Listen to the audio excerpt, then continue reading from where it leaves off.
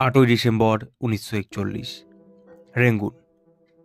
Japan গতকাল অতর্কিতে Pearl Harbor আক্রমণ করেছে। জাপানের যুদ্ধে যোগদান সম্বন্ধে যে সন্দেহ ছিল তা সত্য হল। জাপান ও পার্ল হারবার বার্মা থেকে অনেক দূর। যুদ্ধের ফলে আমার অসুবিধা দেখা দিল। জাপানি মালের কাজ কারবার সব বন্ধ। 9 ডিসেম্বর 1941 আজকের সংবাদ খারাপ। জাপানিরা থাইল্যান্ডে প্রবেশ করেছে। বার্মায় কি তাদের লক্ষ্য? রেঙ্গুনে আজ ভয়ানক চাঞ্চল্য দেখা দিয়েছে।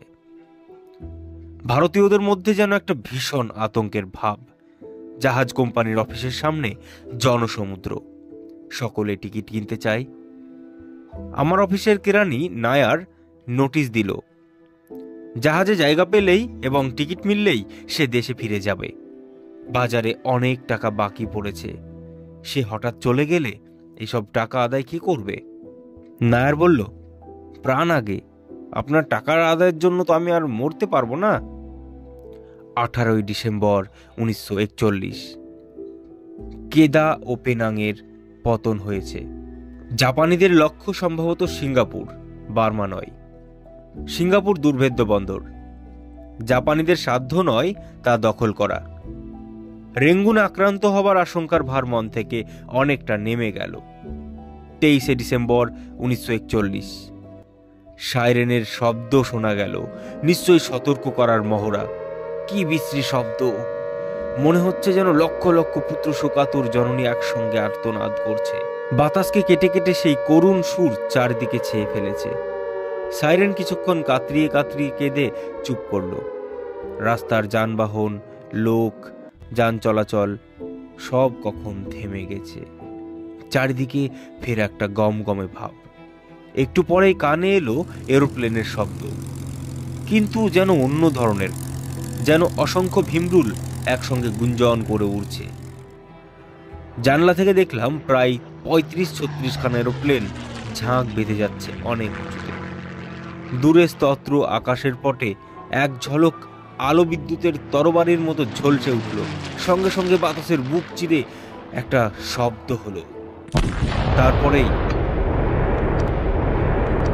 বোমা পড়ছে। মনে হলো অফিস অঞ্চলে। আমার ঘরের জানলা দরজার জিনিসপত্র মাঝে মধ্যেই কেঁপে উঠছে। মেশিন গান, অ্যান্টি এয়ারক্রাফট এবং বোমার শব্দ একসঙ্গে মিশে গেছে। মেঘ আর মাটির মধ্যে যুদ্ধ চলছে। আকাশে, বাতাসে, মাটিতে চারিদিকে মৃত্যুর বন্যা। মনে হচ্ছে রেঙ্গুন শহর বুঝি আজ ধ্বংস হয়ে যাবে। মাথার ওপরে মৃত্যুর দূত। হঠাৎ মুহূর্তগুলি যেন অচল হয়ে গেছে। দেখলাম দূরে লেলিহান অগ্নিশিখা দাও দাও করে জ্বলছে। নিবিড় ধোয়ার কুণ্ডলী আকাশে মাথা তুলেছে। আবার সাইরেন বাজলো, একটানা শব্দ, অল ক্লিয়ার। যাক, আজকের মতো আমরা বেঁচে গেলাম।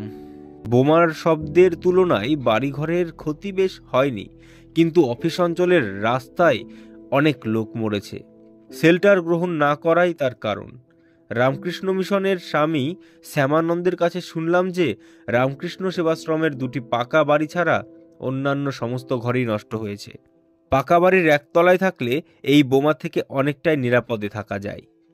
26 ডিসেম্বর 1941 আজ আবার রেঙ্গুনে বোমা পড়ল। সেদিনের তুলনায় আজ লোক মরেছে কম। 15 ফেব্রুয়ারি 1942 জাপানিরা মৌলমেন ও মার্তামান দখল করেছে এবং সিতাং নদী পর্যন্ত এসে পড়েছে। রেঙ্গুনের অনেক দোকানে ধারে মাল দিয়েছি, কিন্তু যেখানে সকলেই যথাসর্বস্ব ফেলে পালিয়ে যাচ্ছে, সেখানে আমার টাকা পাওনা আদায়ের সম্ভাবনা কোথায়? তবুও চেষ্টা করছি। পথেও তো খরচ আছে। স্টিমার বা এরোপ্লেনে জায়গা পাওয়ার কোনো আশা নেই। শেষ পর্যন্ত হয়তো হাঁটা পথেই যেতে হবে। 16 ফেব্রুয়ারি দুর্ভেদ্য সিঙ্গাপুরেরও পতন হয়েছে। রেঙ্গুন থেকে বেশিরভাগ লোকই পালিয়ে যাচ্ছে। যে 2-1 জন রাস্তায় চলাচল করছে, তাদের প্রত্যেকেরই মুখে উৎকণ্ঠার ভাব। পথে আয়ারকে একটি ল্যাঞ্চার অর্থাৎ রিক্সার উপর দেখলাম। ছোট একটি মোট নিয়ে সে চলছে। আমাকে জিজ্ঞেস করলো, আপনি এখনো আছেন? তারপর এদিক ওদিক তাকিয়ে চাপা গলায় বলল, জাপানিরা এসে পড়ল যে। সত্যি কি জাপানিরা আসছে? প্রকৃত সংবাদ কোথায় গেলে পাওয়া যেতে পারে? মনে পড়ল রাও পোস্টমাস্টার জেনারেলের অফিসে কাজ করে, সে হয়তো বলতে পারে। চললাম স্ট্র্যান্ড রোডে পিএমজির অফিসে, কিন্তু অফিস প্রায় জনশূন্য। সেখান থেকে চলে এলাম শানপত্রিকা অফিসে। তারা নিশ্চয়ই সংবাদ রাখে।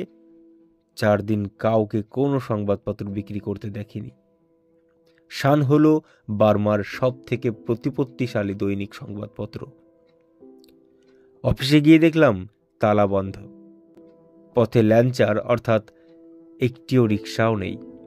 2-1খানা গাড়ি কদাচিৎ চলছে।